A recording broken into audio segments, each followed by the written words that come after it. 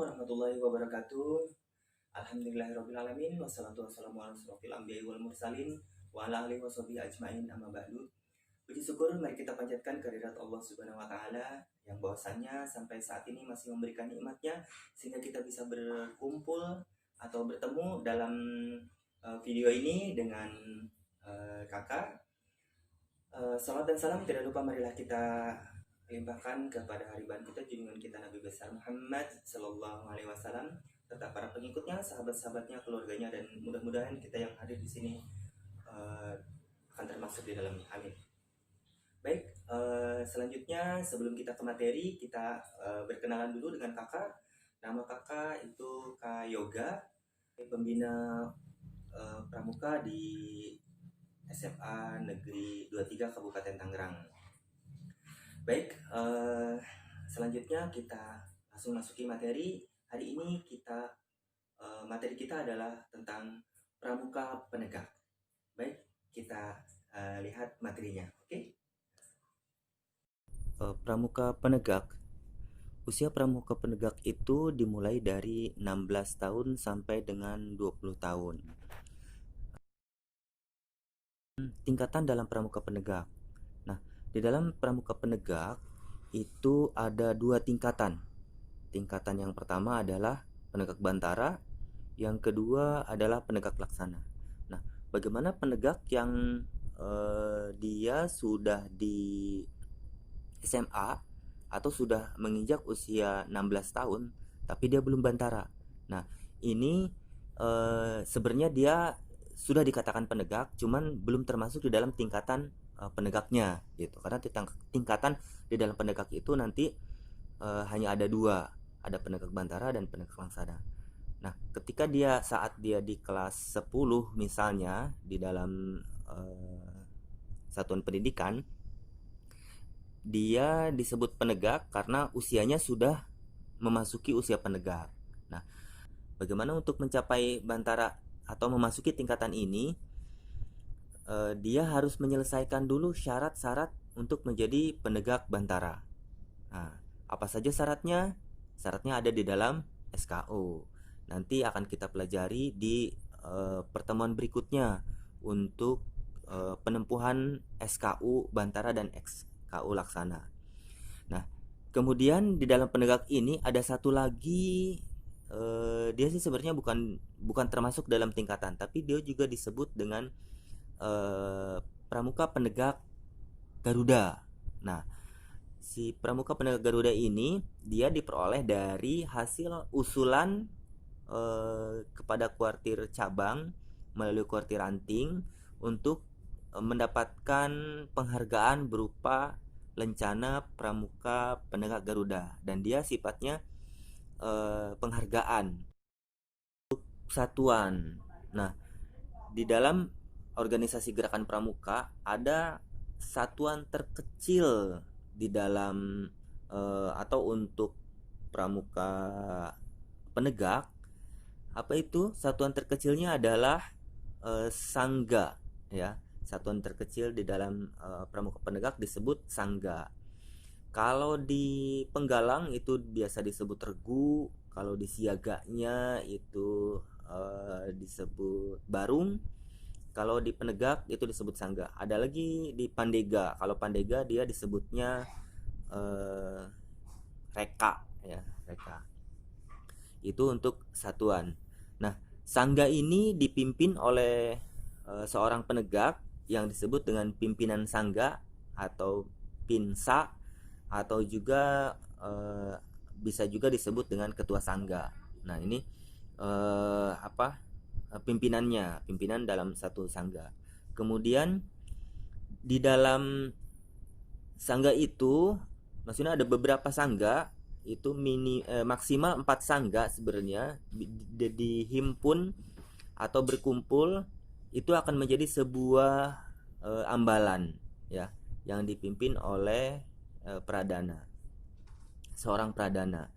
Pradana itu berarti pemimpin sangga utama.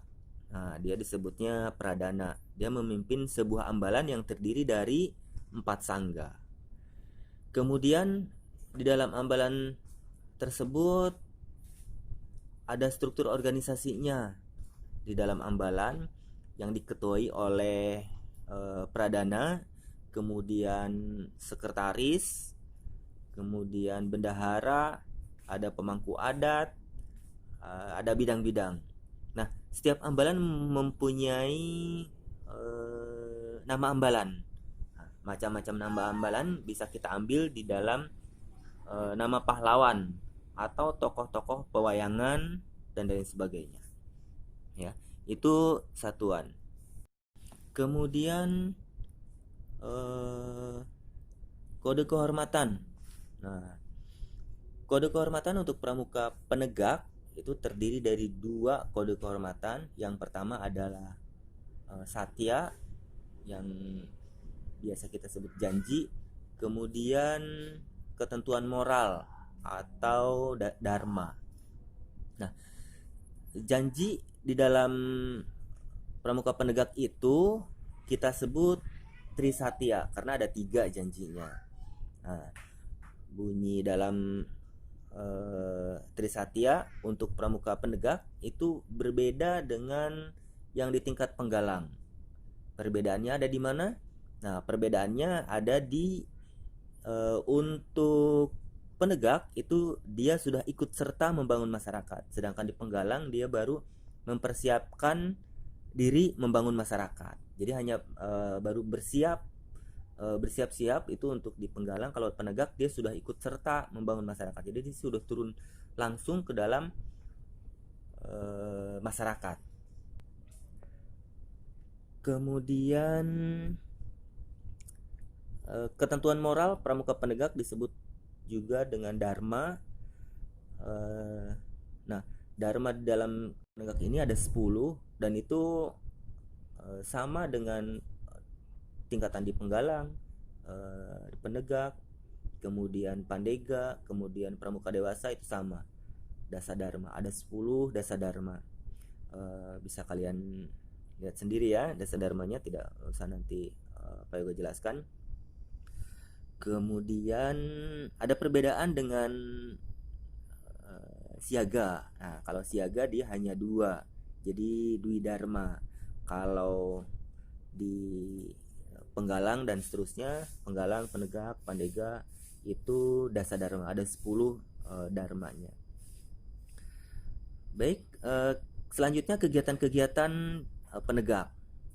Nah, apa saja kegiatan penegak? Mulai dari penerimaan tamu Ambalan jika diri di depan, kemudian ada pelantikan penegak bantara, pelantikan penegak laksana, ada geladian pemimpin sangga, ada Raimuna, ada perkemahan wirakarya, perkemahan bakti, ada kursus instruktur muda, ada kursus pengelolaan dewan kerja, ada jambore on the air, atau bisa suka kita sebut itu dengan sebutan jota joti. Nah, jotinya itu adalah jambore on the internet.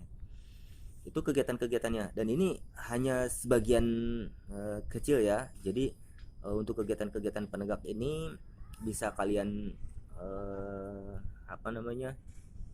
cari sendiri kegiatannya apa saja, harus bagaimana penegaknya, bisa kalian lihat, boleh di browsing di internet kegiatannya.